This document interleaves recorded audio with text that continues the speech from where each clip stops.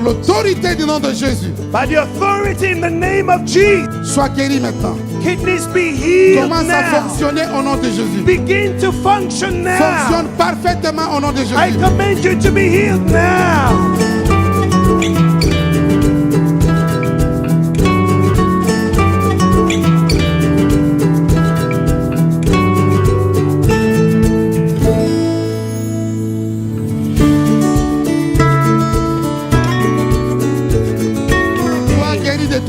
I command you to be healed. De la tête au plan de From the head to the soles of your feet now.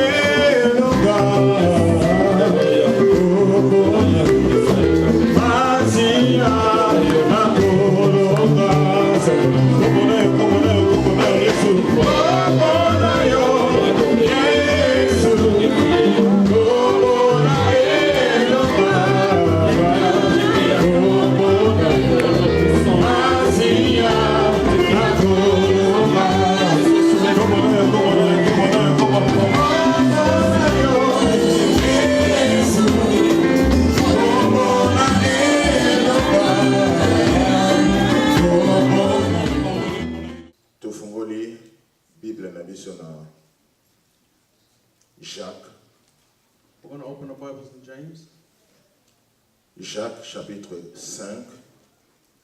James chapter 5. Jacques chapitre 5. James chapter 5.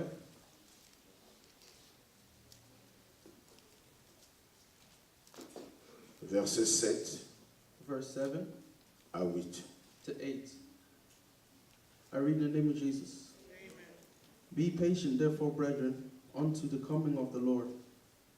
Behold, husbandmen waited for precious fruits of the earth, and had long patience for it, until he received the early, and let it rain. Verse 8. Be ye also patient, establish your hearts for the coming of the Lord. Draw near. Amen. Amen. Jacques 5, 7 à 8, natangi na kombo na Yesu. Bandeko, bozala na mitema milai, kino komonana na nkolo. Botala, motimoli na elanga akotalela mbuma na mabele. Azali na motema molai, po na yango kino ekozwaye mbula na liboso pe mbula na sima. Bino pe bozala mitema milai, bolendisa mitema na bino, po ete komonana na nkolo ezali kobelema. Amen. Amen. Soyez donc patients, frères, jusqu'à l'avènement du Seigneur.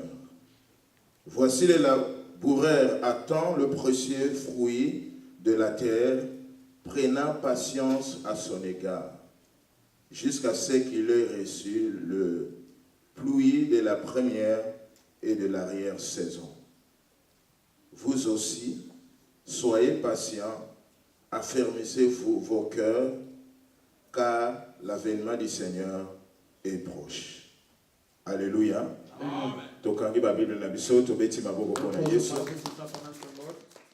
Jacques à l'Obibo, nous prêchons sur la cause de l'ensemble, être patient. We're preaching about being patient. Nous sous-thème attendre les fruits. I have a subtitle, waiting for the fruits. Alléluia. Amen. Attendre waiting le précieux fruit. the precious fruit. Attendre le précieux fruit. Waiting for the precious fruit. kozela précieux fruit ya malamu to lipamboli na vie na yo. Wait for the good fruit or the blessing within your life, upon your life. Kozela nzambe ezali moment moko très difficile. Waiting for God is a difficult moment, Pourtant eza nango facile. but also it's simple. Mais bato baza na difficulté ya kozela soki lipamboli na bango ezozwa temps molai. But a lot of people have a hard time waiting if their blessing is taking a long time. Pona nini kozela? Why Question to wait? poser. That's the question we're asking. Ndenge nini il faut tozela? How should you wait? Combien de temps How il faut long? nazela? How long should I wait? Alléluia. Amen. Parce que temps eza sujet au mutu eloko mutu alingaka te. Because time is a subject that every person does not like. Lokola nzambe asala mutu, Because God made a person, asala temps mpo na ye na existence na ye na mokili. He made time for them to exist in this world. Et puis temps ekabwani na ba année, na ba mois, na ba jour. And time is separated between years, months, and days. Or l'homme au mutu aza na durée ya kovivre na mabele. A man has a limited time to live on earth. Soki mikolo ezoleka na bomoi na ye azalaka na kimia to mona komi panike. If this days going by, you'll be panicked. You won't be Or peace. apôtre Jacques ayebi makambo wana yango azopesa biso conseil. Apostle James knew that. That's why he's giving us advice. Parce que tozosela kaka lipamboli te to nzambe apesa biso eloko toza nango posa. Because we're not just waiting for the blessing and also what God has given Mais us. lipamboli ya solo ezali la vie éternelle tozosela kozonga esika touta. But the true blessing is eternal life, to go back where we came from. Kozonga dans le royaume de Dieu, kozonga na lola. To go back to Mama life. likambo nde yango wana. That's the big thing right now.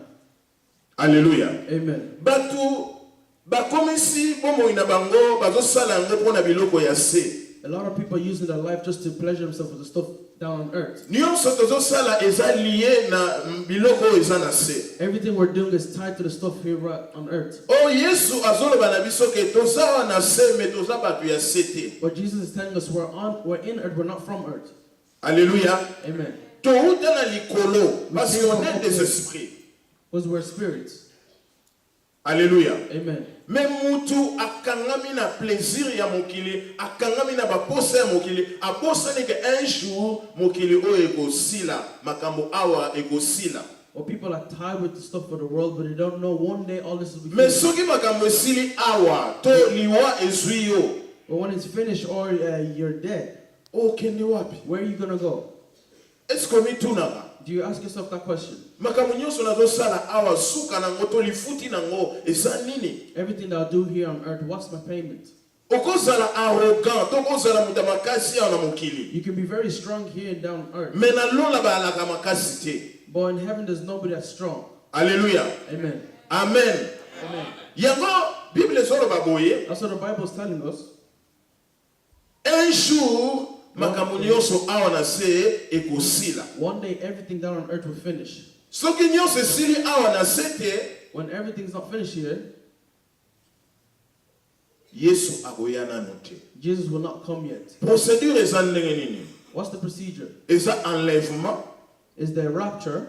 Bato ondango bazobanga nzambe bakokende, Those who fear God will go up, bamisu bakotikala. and the rest will stay. O bazobanga na nzambe te pona moment na le Saint-Esprit partira aussi. L'Esprit de Dieu akokende. Because at that moment the Holy Spirit will go as well. Tokotikala We will stay. Antichrist. Antichrist, To akoya ko s'établir na mokili oyo. that's going to come and establish in this world. O tozomona ya ba dictateur eza moke. And those that we see dictators, that's very small. Alors question ezali awa tan o molimo mosanto azali azosunga biso yo ozokoka te. And the question is, when the Holy Spirit is here, Bongo helping ntango us, enlèvement osalama tokei oyo bakokende bakenanu bao bazobanga nzambe. or when the rapture comes and takes those who Sikoyo fear yo God. tikali na tant que antichrist azorenie. And then when you stay when the Antichrist is reigning, Ye a mutu moko mutu akontrole azato CPI ezate pona ye. him, there's nobody that controls him. Akoboma oyo alingi. He will kill who he wants. balobi ke batu bakosomba mutu akosomba biloko kaka oza na marque ya bête. The people that are going to buy stuff, they're going to have the mark of the... soki oza chrétien nayebi te soki yo ofanda wapi, If you're a Christian, I don't know where you're going to sit down.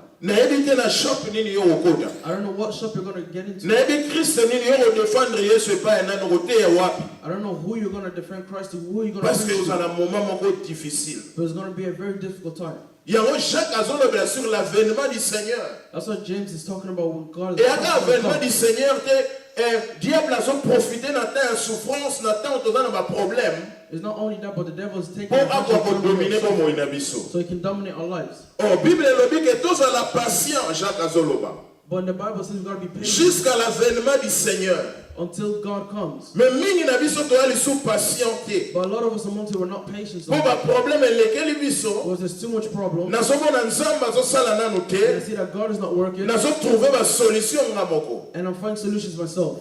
Amen. Amen. eloko ya liboso ntango moto azozela nzambe ebongi azala na The patience. first thing when a person is looking for God, they need to have patience. Alléluia. Jacques alobi, soyez patient jusqu'à l'avènement du Seigneur. James said, be patient until the Lord comes. eloko Satan akosala akolinga aboya to asala ke ozanga to patience ekima yo. The one thing the devil is going to do is for you to lack that patience. soki oza sous patient te If you're not patient to anymore, patiente te, or if you're not patient, okosala makambo na précipitation. you'll do things very quick. obanosala makambo yo moko banokanisa mpo omoni ke te aire na yo ekomi koleka, temps ekomi koleka. You'll do things amongst your own time because you'll be thinking there's no more time to waste. nana besoin des chaises s'il I vous need plaît. 2 chairs, please. nazwi yanga moko nanu. Merci papa Maurice. Voilà, c'est yango eza na se, oyo eza na awa. Bato mibale bakoya kobanga te na opesa image mais eza yo te. And 2 people come, I'm just going to use this for an image. Ofana na kiti te, moto moko aye na nsima ya kiti oyo. If one person can come stand there, Moto moko aye na nsima kiti oyo. another person can come behind this chair.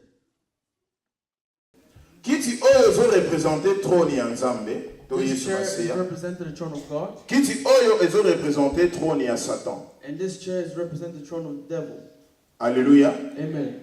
Alors, na l'heure ya patience, And amongst patience, conseil epesami ke mutu il faut aya kosabandone epai ya Nzambe. advice is given that a person needs to come and abandon Po himself to ye God azali mwana ya Nzambe. because they're a child of God.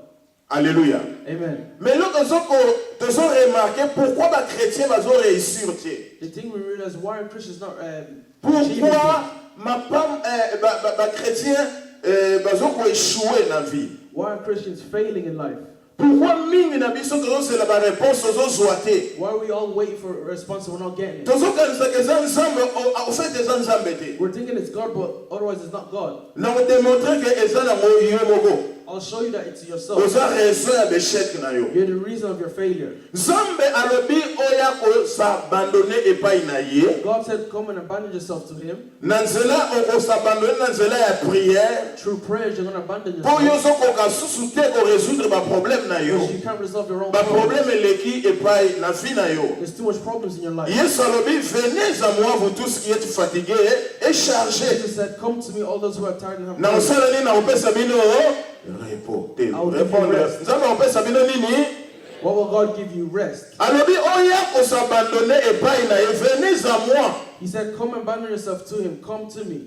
Alléluia. Amen. Mais tala ndenge bandimba salaka. But look at how servants do. Nzambe azoloba ke venez à moi donc yaka na trône oyo yaka kofukama yaka kobonde yaka kofanda epai na nga. God is saying, come to me. Come sit with me. Come and Ngai pray. Yesu Masiya nde na kopesa repos. Me, Jesus Christ, I'll give you rest. Ngai nde na korésoudre baproblème na yo. And I'll solve your problems. Mais eloko nini esalamaka? But what happens? Omona chrétien aye kobondela aye epai ya Nzambe aye kofukama nkolo tala makambo na nga. You see, a Christian will come and pray to God. See, God, look at my Apresente problems. makambo ne apresente epai ya Nzambe. He's going to present their problems to Nzambe God. alobi azela wana. And God's going to take Ofeti away ye them. ozela te. And He can't wait. Satan mpe azobenga ye ndenge nini akobenga ye. And the devil's there calling him. How is he going to call him? Yango Jacques azoloba ozala patient. That's what James is saying. You got to be patient. Maintenant, Moutaoya, Ayepa Yesu Masi Afandi, et l'équipe 1 mois, When a person is going to sit with Et God l'équipe for 2 mois. 1 month, 2 months, Satan a béni. Bible, zo benga Satan, les lois n'ont pas 3 termes, zo benga séducteur, and the Bible is calling the devil the seducer, manipulateur. the manipulator. Alléluia. A séduisaka batu, a manipulaka He batu. seduces people and manipulates people. Azali, père ya mensonge. And he's the father of all lies. Prenons exemple simple. Take a simple example. Ngai nazoluka na bala. Me, I'm looking to get married. Bandeko nga na wumela plus de 12 ans. It took long for me to get married, more than Nazoluka 12 na years. bala simbaka te mukande simbaka I te. want to get married, but Non te patience pour nga moko na vivre makambo wana. Alléluia. be patient because I lived that thing. Satan na ba ruse na ya sala ndenge nini. Omona ko sala no pa nzambe te.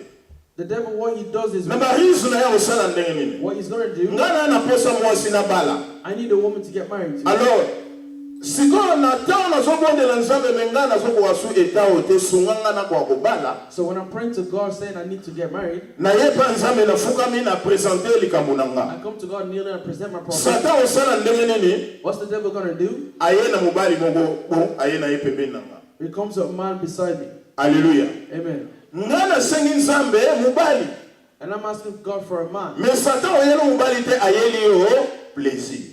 But God, the devil's not going to bring a man Hallelujah. to pleasure. Il y a une différence. There's a difference Mutu azoluka libala azoluka mobali for a person that's looking for na mutu oyo azoluka plaisir. and for a person that's looking for pleasure.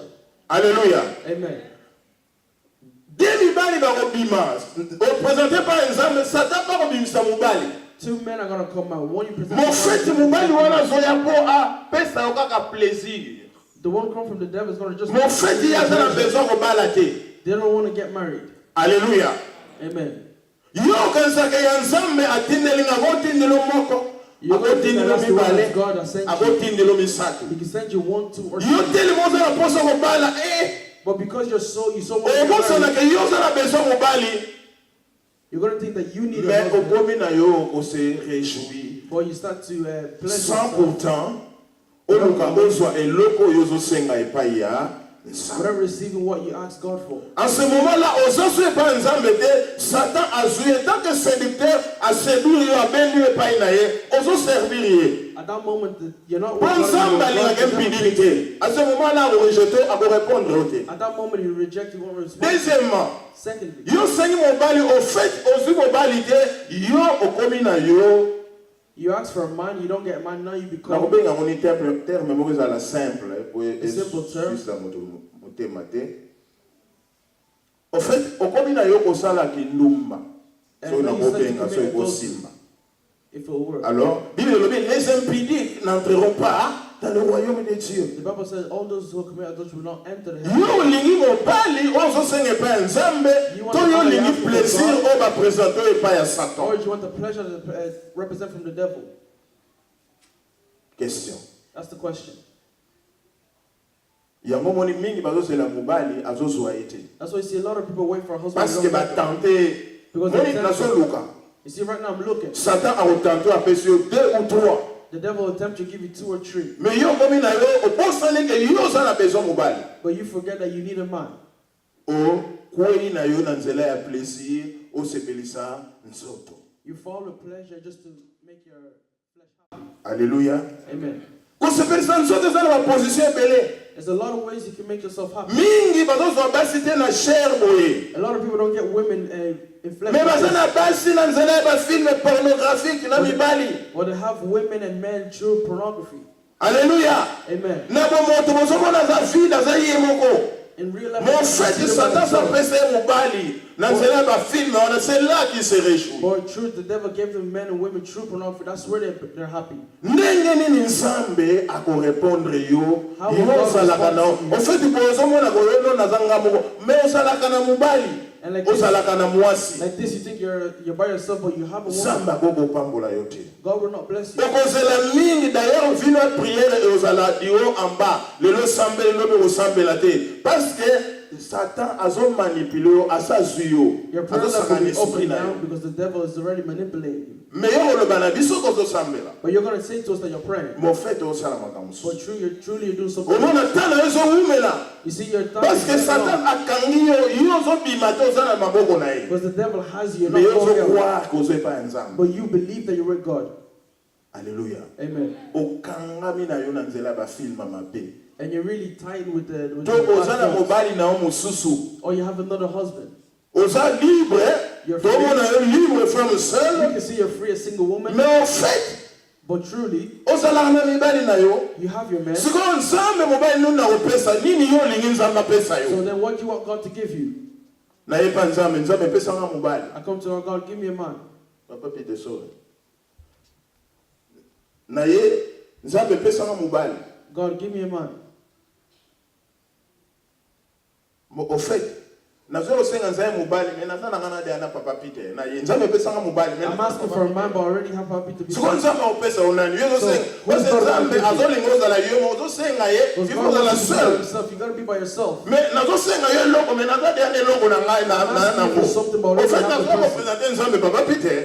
Literally, I'm Nazo senga na God. nzambe loko te. I'm not asking God Merci for papa. anything.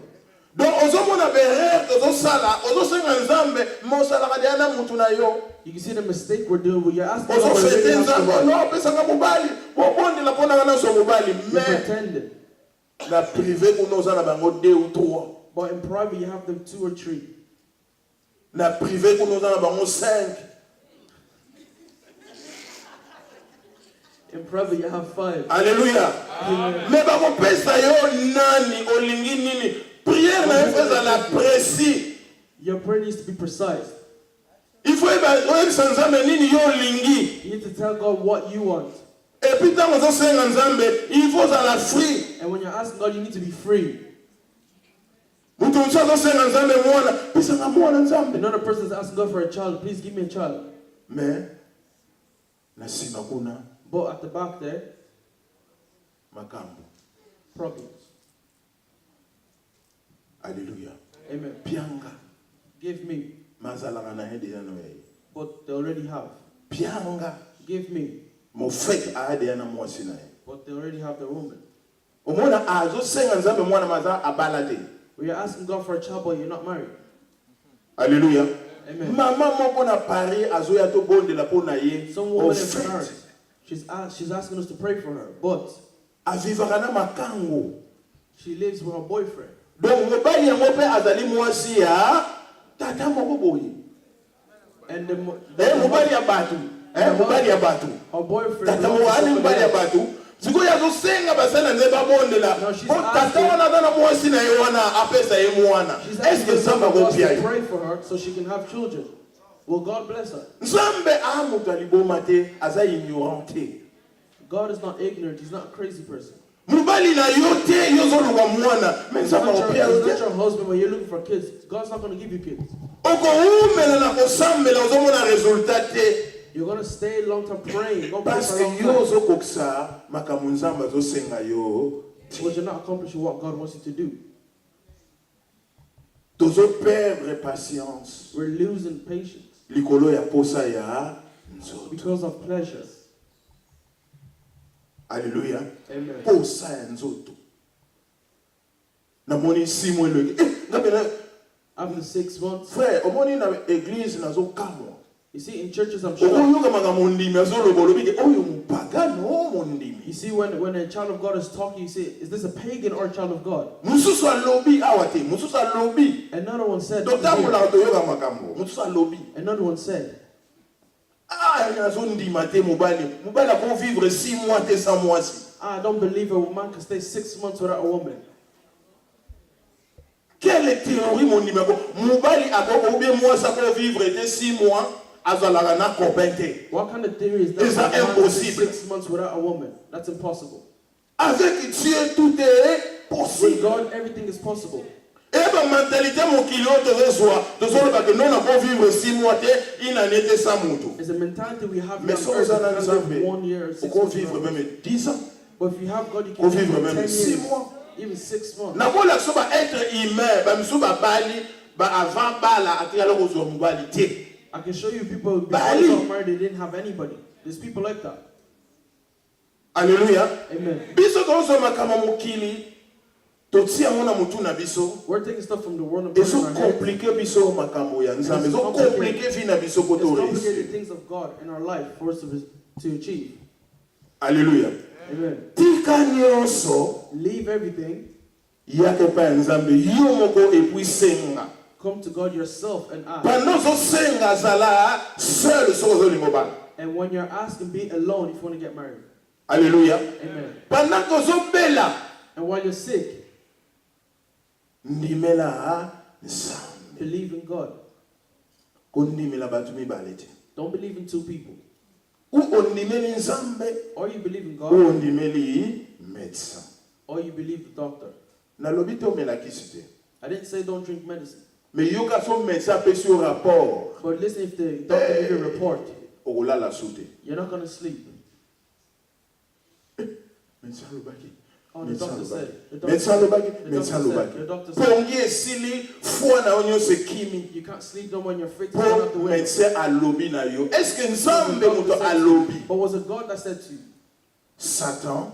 The devil, Omona oye nzambe bikisanga. you're going to come to God, God heal me. Satan aye atie kobanga kati na yo. And the devil comes and puts fear in you. Manipulateur bano yebisa yo est-ce que yo ndima kokobika? And then he starts saying, Est-ce to que you, prier "You believe wana that za you're sirke gonna be healed? simbi? Are you Mona. sure that the Tema prayer is no going so to work?" beto so lala sute. Then your heart is going to start Kimi beating. eza sute. There'll be no more peace. Po ozondimela nzambe te me ozondimela. Because you don't believe in God, you believe in the devil.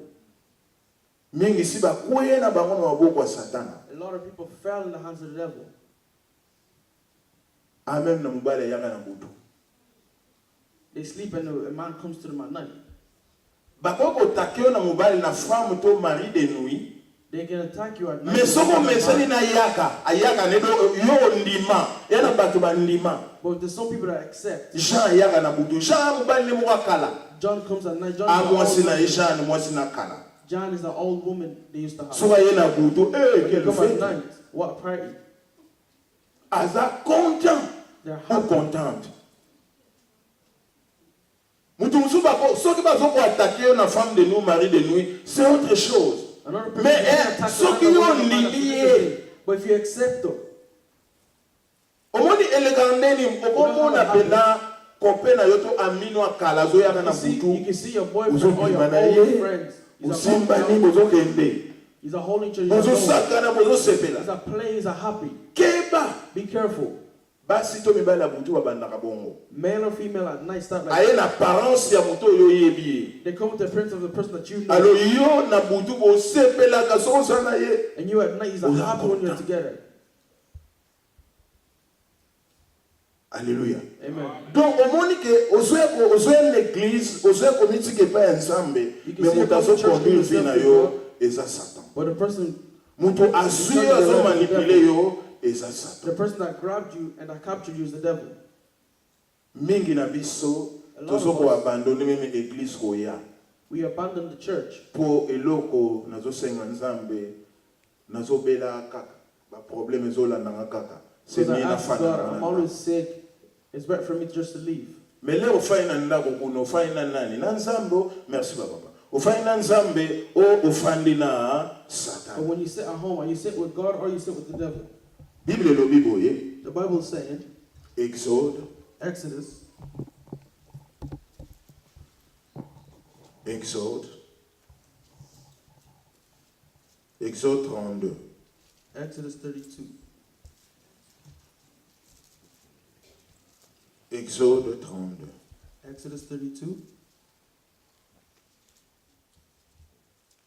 À partir du verset 1.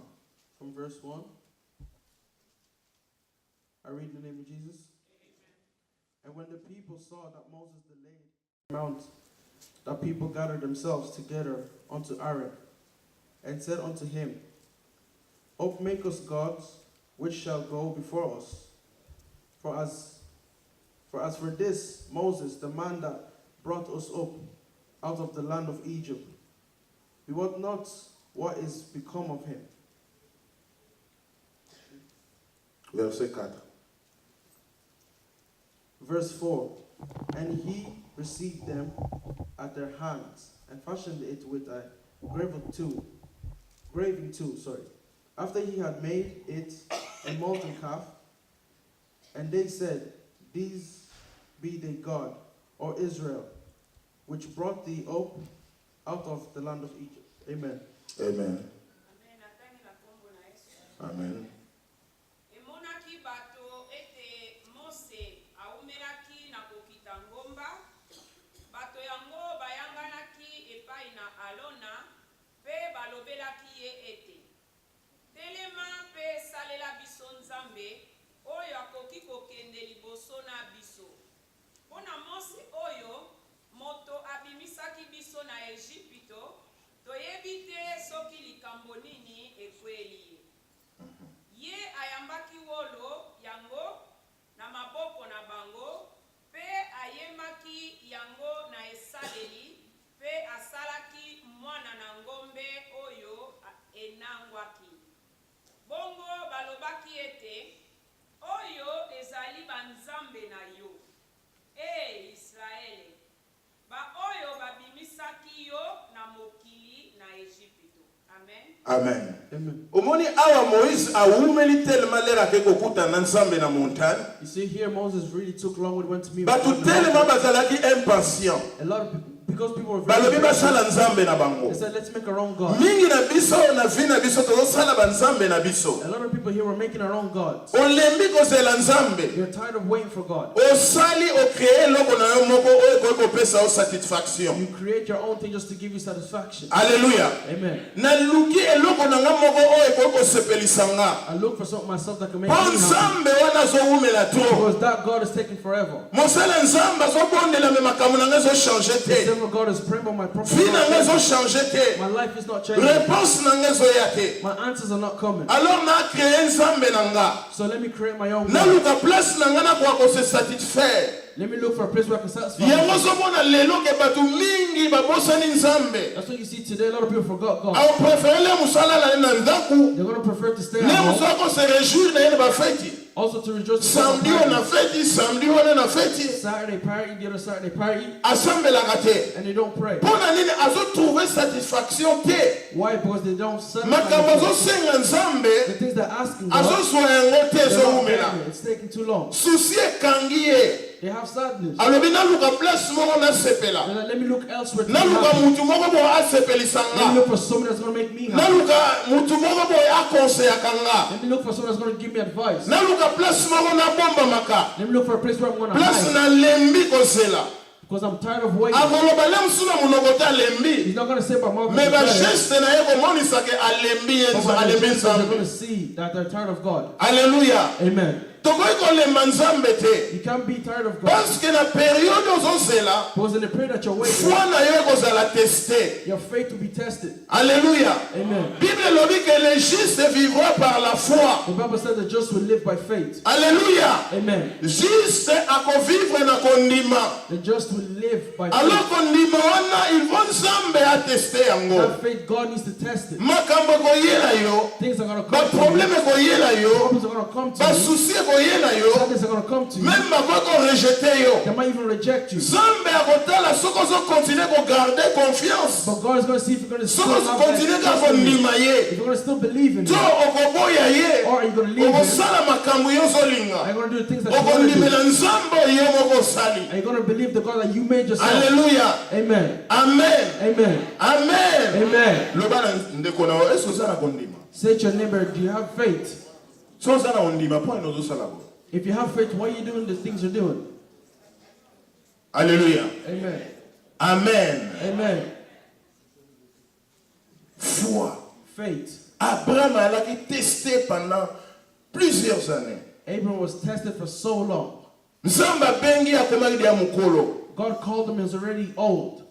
Mais il fallait plus de 20 ans But it had to take him more than 20 years pour Nzambe akopie mwana. for God to give him a child. Nzambe moko abimelaki Abraham. God himself Abisi Abraham landanga na tokende na komisa mutu munene. He said, Abraham, follow me, I'll make you a big person. Mais bakoma na nzela makambo ebele. But on the way, there was a lot of problems. Mwana ngo Nzambe alakaki apesaka ete. The child that God promised, he doesn't give. Abraham asalaki netalema Nzambe alobi Abraham sois intègre. Abraham was tired and soki azoloba ndenge nzambe abraham ndimela nga kobouge te God said, believe in me, don't move. ndimela ngai kobouge Believe te in me, don't move. mingi na biso toyendimela so nzambe te fina biso komi kobouge A lot of us don't believe in God anymore. meme yo bayebaki yo ke moto ozali kotambola ozalaki correct People used to see you were walking straight and correct. mais à cause ya baproblème okomi okoma incorrect. But because of your problems, now you're incorrect. Alléluia. Amen. Mpona nini badifficulté ozoyeba eloko akosala te Why? Because you have a lot of difficulties. You satan don't know komi what to do. komanipule okomi kosala biloko osalaka te lere The ozalaka devil's gere manipulating you. You start doing things you biloko weren't doing when you osalaka were- te ntango ozalaka na afrique the things you weren't doing when you were moye in na Africa. poto okomi osalango But you're in Europe now, you start doing mpo it. nini makambo elekeli yo Because there's too much problem. baproblème elekeli yo There's too much problem. badifficulté elekeli yo There's too much problems. nzambe azoloba croye eza moi God said, believe in me. ndimela nga Believe in me. bazosenga to ndimela motu They're not asking you to believe in bazosenga yo anybody else. ndimela They're asking you nzambe to believe in God. peu importe oyo ozosala No matter what you're doing, peu importe bamenase na yo no epai ya matter, nzambe no matter what's going on in your life. alleluya Amen.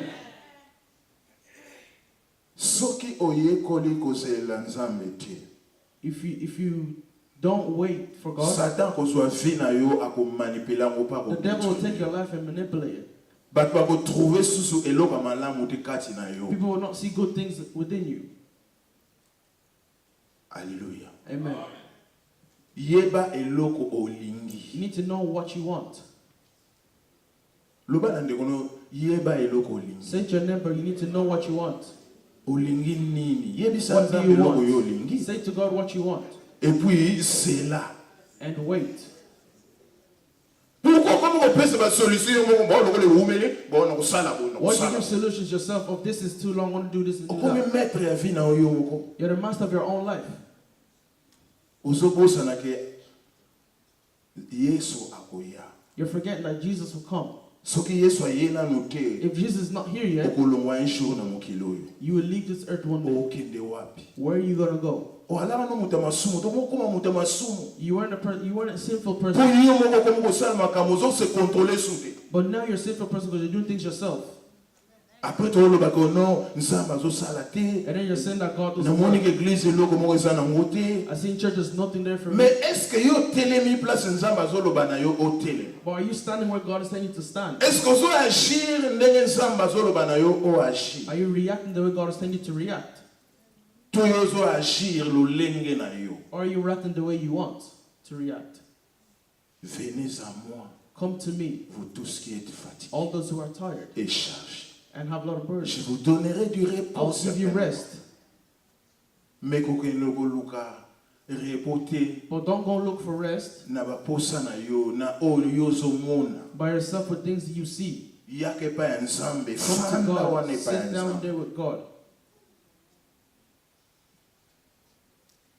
david azalaki un roi David was the anointed king, mais saulo azalaki na bokonzi nanu na ntango wana banolanda yakendaka na zamba akenda kobombama na bagrotte but Saul was always following him down in the forest.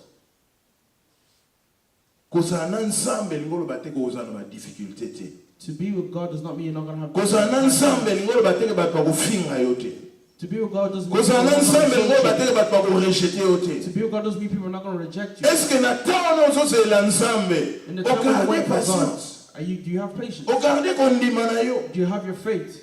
kondima na ye kozala teste Your faith is going mpo to be satan kotika yo jamais ofanda wana ozelaka nzambe arépondre the devil will never leave you there just waiting. ayebi for ke God. soki ozwi réponse ya nzambe He okoma knows if moto you get the esengo response, you're going to be very happy. alors ye il faut attaque yo aluka abebisa baprojet na yo So that's why he needs to attack and ruin your project. mais eloko ya na biso patience ezali te But the thing that lacks is kondima patience. ezokima biso Our faith is running. et puis même nazoyeba te soki moto réellement azondimela nzambe And I don't know if a person really truly believes in po God. ozokanisa ndenge moto nzambe aza lokola paster paul azalaka lokola nga te Because you think that God is like Pastor mpo Paul. nga naza limité Because I'm limited. mais nzambe aza illimité But God is unlimited. yekola kozela nzambe You need to learn how to wait for God. osapuye epai ya nzambe And just press yourself to God. quel que soit le temps No matter what time. bana Israël babike Moïse awumeli mingi Aaron sele biso nzambe The children of Israel said, Moses took Aaron forever. pale boyela ngaba bijou na bino ala sali nzambe na Aaron ye said, bring me your gold and jewelry. And he made their God. Israël And said, voici Israel, votre Dieu. this is your God. Alléluia. Amen. Ata bato bakimi ata ba pasteur balembi atozomoni eloko te ye ozoya na église oyo po oyebi ke nzambe asalaka awa Even if you're tired, you come to this church because you know God is nakasi here. obetela nzambe maboko I'm lokola not going to asalaka clap awa your hands because God is here. ozoya église te mpo na mutu ozoya na église mpo na nzambe You're not coming to church for a person, you come to church for God. enege ezala mabe mopepe pesa nayebi ke nazoya epai ya nzambe Let it snow or let it be a wind. ata bazotala nga su te ata bazokipe nga su te nga nazoya epai ya nzambe Even if they don't look at me, I want to just come to God. mais soki ozoya nzambe ozoya epai ya nzambe ozotalaka pembeni But if you're coming to God, ozotalaka you look left bato and right, you lelo look at nazomona people. baza mingi te nga mpe nafandi na nga Today I see there's not that much people, but I want to sit down as well. eza mawa It's very sad. eya mawa It's very sad. soki ozoya na église mpo na bato If you come to church for people, soki ozosalela nzambe mpo na bato if you're serving God for people, bato balembaka people do get tired. bato balobaka bato batongaka People talk and people gossip. makanisi na yo ezala focalize makanisi na yo ezala epai ya nzambe Your thoughts need to be focused to God. mpo bato bazofinga yo lelo Because today they're lobi going to insult bakobetela you, maboko and tomorrow they're going to clap their hands. soki oyekoli kozela nzambe If you learn moye to wait for God, bakochange makambo bazoloba God's going to change the things they're going to bato say. bazali wana mpo baloba People are there for them. baconstate estce yo kopekisa nga na constate Are you going to forbid me to suspect? nzambe nde ayebi makambo ozosala soki eza bien to eza mabe God knows the things you're doing if it's good biso or na bad. jugement na biso otanke bato na biso tokojuge o mabe We can judge you badly, me nzambe nde ayebi but God knows. yango eza malamu mpo na yo kangama na nzambe That's what's good for you to stay mpo with biso God. tochangeaka na biso bato bachangeaka Because also we change, people change. alleluya Amen. lobi kaka bato bazokritike ozobonga te Yes, the people talk. lobi soki bamoni yo bongi bakobetela And maboko when they see you, you're good, they're going to clap their hands for you. nzambe azalaka mpenza Truly, God is alive. toza komoni boye You changed like this. nzambe ya malamu God is good. alleluya Amen. me soki yo okimi bato And if you run away from soki yo boyi nzambe if you don't want God, eya mawa na yo it's your own. satan atravayaka na oyo bazobenga pression The devil works with what we call pressure. Pression. Pressure. alleluya Amen. yango omoni tozwaka aire moko surmenage That's why sometimes we get overcharged. yango omoni tozwaka aire moko babengaka nini dépression That's why sometimes we have depression.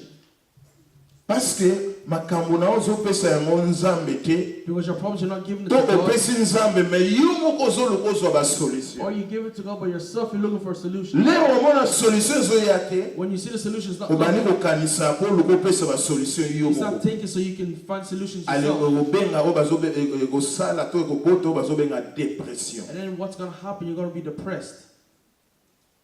po yesu alobi soki oye na mikumba epa na ngai Because na Jesus said, kopia if you yo If you repos come to me with your burdens, I'll give you rest. peu importe mouvement to retard ya likambo na yo No matter the movements or the lateness of the soki réellement okangami na nzambe if you truly stay soki with God, réellement ozobondela if you nzambe truly pray, situation ekochange kaka the situation will change. bandeko na nga My beloved, nga na france mboka nini nalingai nakende te me in Mpona France, mikanda nayebisa yo what country did I not want to go to just for papers?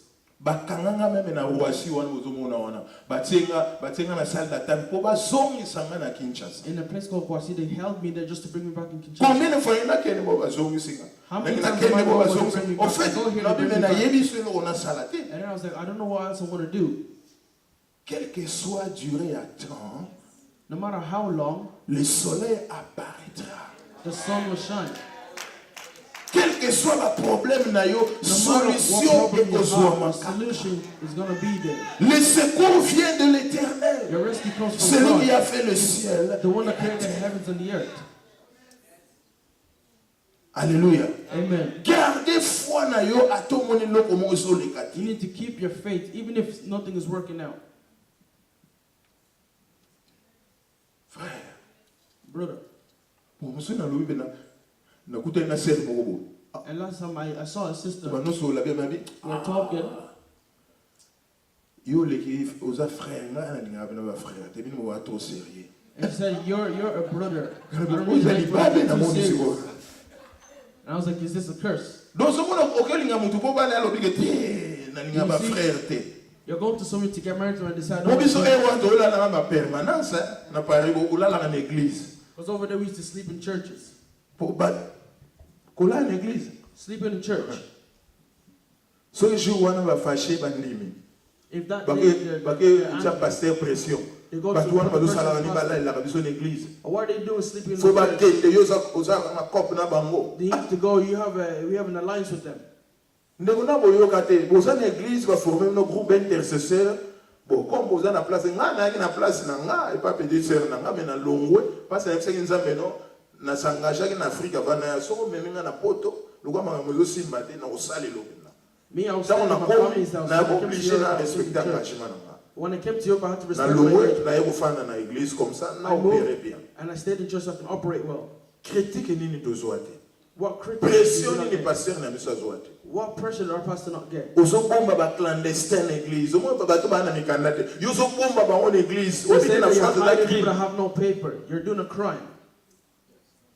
siko bofani bomoto soki ye lobi te tokokende na biso mpe And sometimes when you think back as a human, we're like, no, we could leave as well. mais tozosalela bango te tozosalela nzambe But we're not working, we're not serving them, we're serving God. toyebaki eloko nini pourkui toyaki wana We knew why we came there, pourkui tosalaki wana why we were there. yeba eloko nini ozosala ndeko na You nga need to know what you're doing, beloved. yeba nzambe nini Do ozoservi you know what God you're serving? kangama na ye Stick to that God.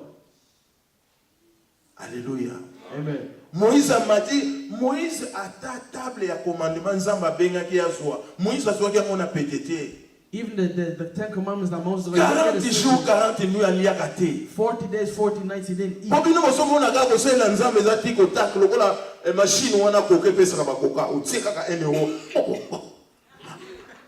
You think serving God is easy, but it's like the machine. Eh, that just bongo goes. te. It's not like that. lipamoli nzambe azopesa yo The me breath that God is banguna giving. tellement satan aza wana banguna baza wana But your enemies bakoampeshe are yo there. They're going to kozwa ngo stop you to get your blessing. omona ozokende bazokanga yo na bavese, You see, you're going, but they're badimo grabbing bakokanga yo The bakoampeshe demons are yo going to stop you. They're going to grab you. eya nango bato te bato wana bazomanipule bango na diable It's not people. Them people, the devil just manipulating. kangama na nzambe Stick to God. oza na elongo oza molongi ndeko na nga soki oza na kondima soki ogarde foi na yo If you keep your faith, ata mbonge ezoya ndenge nini no matter how bad the storm is, ata mouvement ya mai eza ndenge nini makelele ya ndenge nini no matter how bad the water shakes, and no matter how papa ata loud it biso is, bateyi oyo bozomona omona oteyi even us that we preach, batelemeli wa some ata people, yo some people stand oteya up and be te like, no, you can't preach. bakobeta mpe bazinga tata moto tozolinga so ateya te They can even call and say, no, we don't want this person to preach. sikoyo yo nzambe moto abengaki oteya to But you, was it people that called you or God? c'est that là called you? qu'il faut de ça la différence And that's where we need to do the difference. na kosalela nzambe eza na babui na bitumba na makambo na Serving God has a lot of noise and fights and wars. meme awa omona poste moko eza poste moko eza na ba 7 candidat na mokili kutu omona poste moko wa 1000 candidat In some words, you see one position has thousands na candidates. baeglise mpe tozala na baposte In churches over, omona poste moko eza positions. vaka You see some positions na vacant. koyoka te nga ava bapambola nga paster Maybe me before they put my anointed my pastor, it was very tough. na bato wana tokozala sur ke tozalaka na bango nzoka rien bango bazalaka na tante le bayoka bazopambola paster mpona biso Even the people that was bezalaka when they said they're going to anoint Pastor Paul, they were very angry. nalobi e makambo yango matata They said, hey, it's like this thing is very tough. bato misusu bakozelaka mokolo balingi bapambola bango mobili bomona trouble l'église ebandi A lot of people, when they're going to anoint you, you're po going entele alingi aza to poste boye mobulu ebandi just te biso they're baekozozwa like, no, we need to get a position as well. tempo ozala calme Be calm. ni o ni a Don't say E. Ah. lokola paster alobiki no nazopambola yo Bâtiment qui est là, parce que ça c'est approuvé. Like the Ça va pastor says it's not approuver. flesh, let them make the Mais noise. pourquoi pas approuver les impémés aux banques? Ça va approuver, pas ça et mon église approuve. Pourquoi Because there's a lot of noise that pourquoi God sont approves and pastors approve. What are you afraid for? fidèle, fidèle au poste. You got to be faithful at your position. Même groupe va gêner tous aux bandes. Au niveau émerger aux un poste d'influence. Mais il faut l'accepter ça là, que yo aux influents. Even for the youth, if you want to be an influence, you got Alléluia. Quand il a posté, mais yo est incapable.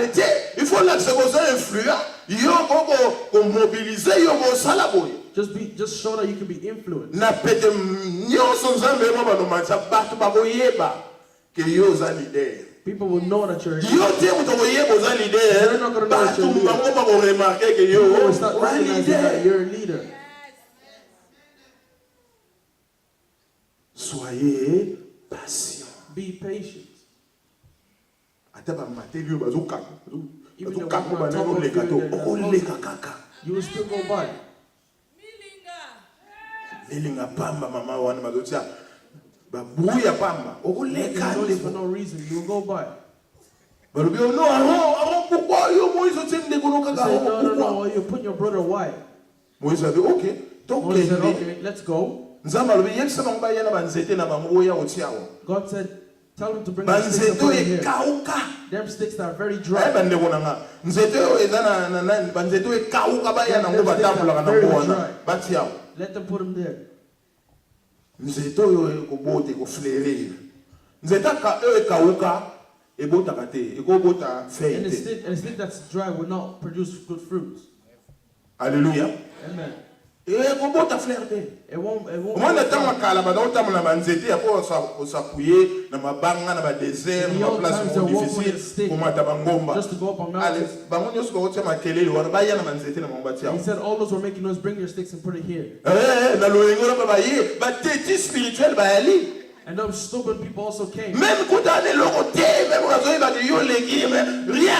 Ya pa They ya have nzete na yo tia. they know you're branded them, but they're going to come and put it. Mais lobi. Baya kaka bomona ka ya Aaron ka rezo mantelem. Matiti. And when they come, they see Aaron's stick just goes up and starts bearing fruits and flowers. Matiti kobima kaka. Vina yo kobota okosepela kaka. Your life will change. Nzambe ya motu te okosepela kaka batonga yo bafinga yo batiola yo baboya kondima yo me nzambe soka ndimi yo andimi yo kaka. If God accepts you, He will always accept you. Alléluia. Amen. Ata mobali amosoka azalaka tetu ndenge nini. No matter how stubborn your husband Nzambe is, akokitisa ye. God will put him down. Oh, j'ai reçu l'autorité. Mais ne oza incapable ya kobenga na modemo azotungisa mobali na oto mwasi na. But how are you not Oh capable? na nalingi Yesu te ye. Oh no, I don't want them anymore. J'ai reçu le pouvoir. Il faut attaquer des mots wana. I received the power. I need to attack that devil. Onga na lembi na nga. Oh, I'm tired. Wana diable mutazoye biso ke yo lembi. That's the devil saying to you that Nzambe alobi te ke yo lembi te. God didn't say that you're tired. Alobi ke vous serez tentés. Akoko permettre tentation eleka makasi na bino te. He said He's going to allow you to be tempted, but not to overcome. Donc tentation nyonso ekoko yela yo ozala makasi yo domine yango. Every temptation is going to come to you. Soko lingo domine yango te If sitake yo moko ozosepela nango olingi you don't want to yango. dominate it, that means you yourself, you like it.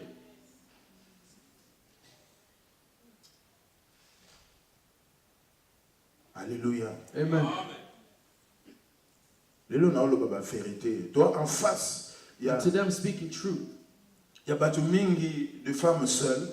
We're amongst single Mais women, gardez intégrité. but keep your integrity. Alléluia. Amen. Gardez intégrité parce que l'objet Keep your integrity. oh yazo nyoko na mingi na lingi na ngasusuke. OK. Because you're saying this person Gardez is, intégrité. Tinzamba pesa yo. Oh yo I zoli. said this person is bad, but keep your integrity. Mais So yo God yoki give de you- pasi kuna yoki pasi yoki pasi. Siko yo But ozo over there you're so ko suffering. peso le so pasi le susu. And you look for another person that's going to make you suffer again.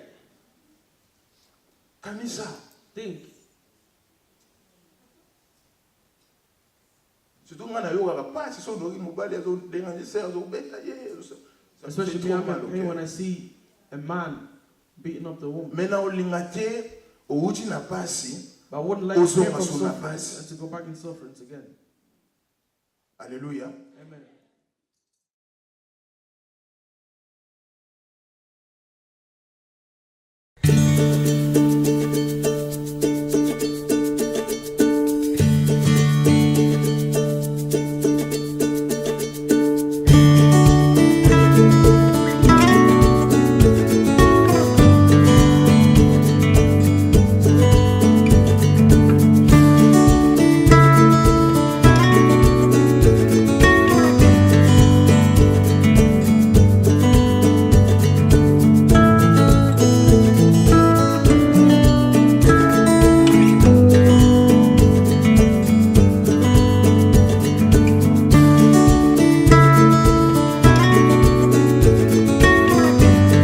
Par l'autorité du nom de Jésus, By the authority in the name of Jesus, sois guéri maintenant. kidneys be healed Commence à now. fonctionner au nom de Jésus. Begin to function now. Fonctionne parfaitement au nom de I Jésus. command you to be healed now.